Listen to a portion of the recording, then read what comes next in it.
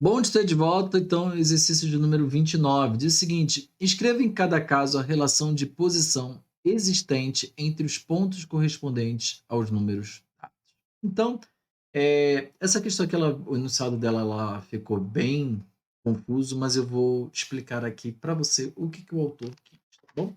Primeira coisa que eu vou fazer, eu vou colocar o meu ciclo trigonométrico aqui, para a gente poder estar analisando os pontos que o autor pediu.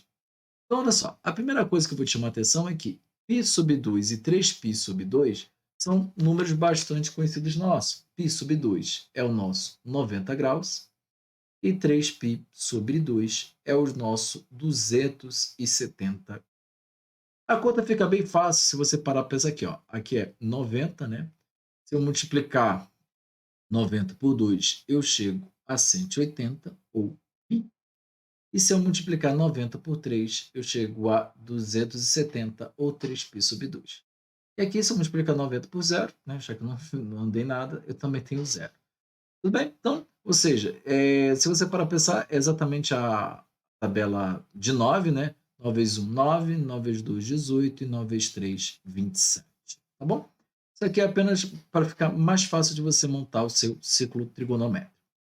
Bom, a primeira coisa que nós já percebemos é que π sub 2 e 3π sub 2, eles estão opostos pelo nosso eixo, aqui, né, vamos dizer, o nosso, perdão, né, o nosso eixo horizontal, né, ou o nosso cosseno, né, porque está com sono, então com sono a pessoa está deitada, sem sono a pessoa está em pé, então esse é o nosso seno, e esse aqui é o nosso cosseno. Então, se o nosso, então nós percebemos que o nosso π sobre 2 e o nosso 3π sobre 2, eles estão opostos ao nosso cosseno, tá bom?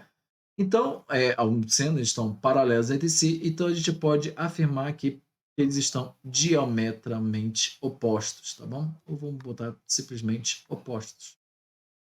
Opostos, você pode botar diametralmente opostos, por quê? Porque você parte de um diâmetro, né, ou de um ponto de vista, também não tem problema, mas você também pode botar que eles estão opostos em relação ao nosso eixo X, tá bom? Ou o nosso eixo do cosseno também não tem problema, tá bom? O importante é você perceber que eles estão opostos, tá bom? Em segundo ponto, ele também pede para a gente analisar os pontos 3π sobre 4 e 7π sobre 4. E como a gente já sabe, o nosso 3π sobre 4, eu posso fazer que o meu π equivale a 180 graus, como já venho falando aqui. Bom, se o meu π equivale a 180 graus, eu vou estar substituindo, então, o meu π por 180. E agora eu te chamo a atenção para uma coisa.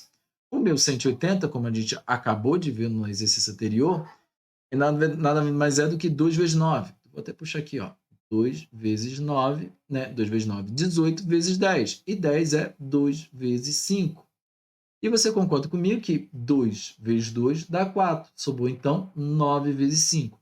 9 vezes 5, 45. 45 vezes 3. Vezes 3 dá 135. Então, tá aqui, ó. O nosso 3π sobre 4 equivale a 135 graus. Nós também temos o nosso 7π sobre 4. E eu também posso partir do mesmo princípio, que é 7 vezes 180 dividido por 4. Acabei já de fazer essa fatoração, então se sobrou 9 vezes 5, 45. Dessa vez 45 vezes 7, que dá 9 vezes 5, 315. Né?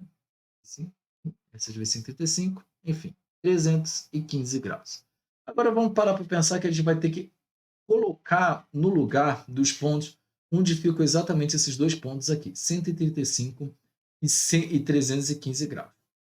A primeira coisa que eu vou te chamar é o seguinte: 135 graus, ele é maior do que 90, mas ele é menor do que 180. Então, ou seja, você já sabe que ele está aqui, ó, no segundo quadrante. Tudo bem?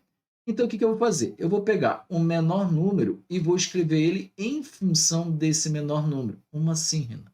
Ou seja, 135 é a mesma coisa que 90 mais 45. O que significa?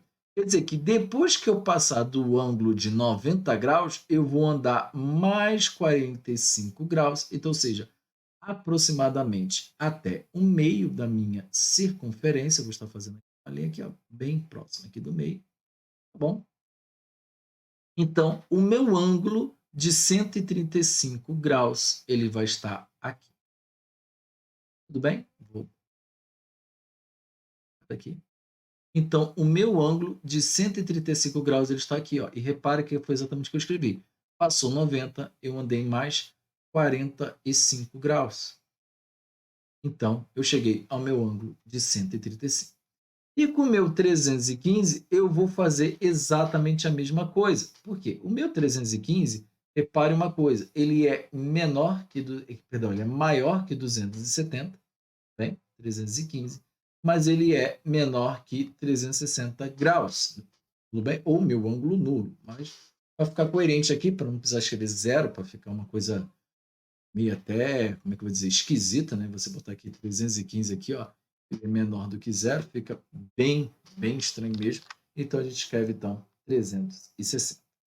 Então, ou seja, se o meu ângulo de 315, eu vou escrever ele em função do meu ângulo de 270 graus, que é a mesma coisa que 270 mais 45.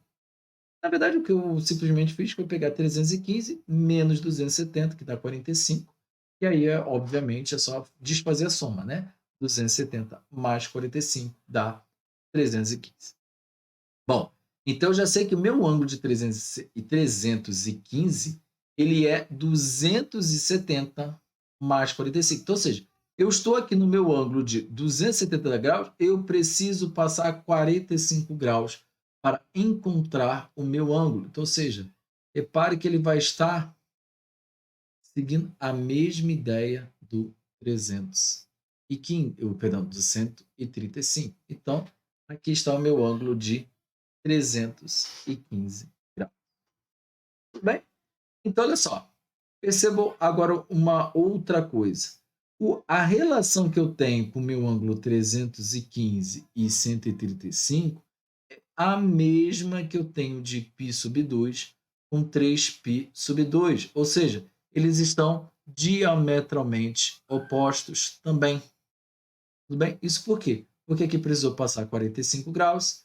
Você sabe muito bem que aqui é um ângulo de 90, então aqui também é 45 e aqui também é 45 graus. Tudo bem? Então, ou seja, os meus ângulos de 135 e 315 eles também estão diametralmente opostos.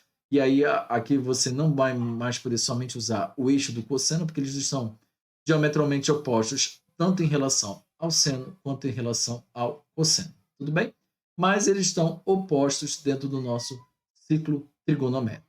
Bom, então, essa aqui foi a nossa resposta. Espero que você tenha entendido. Lembrando que qualquer dúvida, pode deixar aqui nos comentários, tá bom? Forte abraço.